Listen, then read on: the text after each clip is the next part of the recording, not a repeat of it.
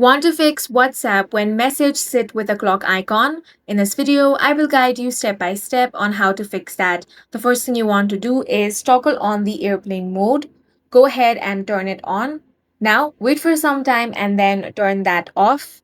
You can also switch between Wi-Fi and mobile data to rule out any network issues. Next, you want to check your WhatsApp data permission. For that, you want to open up your settings. Now, from this list, select Apps. All the applications that you have installed will be shown over here. Scroll all the way down and find WhatsApp. Then tap on that. Now select permissions. Here you want to make sure that you have allowed all the permissions over here.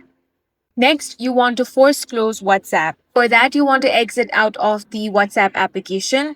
Then open the app switcher and simply swipe WhatsApp away. Now again, you want to reopen WhatsApp and this should clear any temporary glitches. If message still won't send, you simply want to tap and hold on the message, then tap on this trash icon and delete that message, then resend it again. Next, you want to clear the cache. For that, again, you want to open up settings, then tap on apps.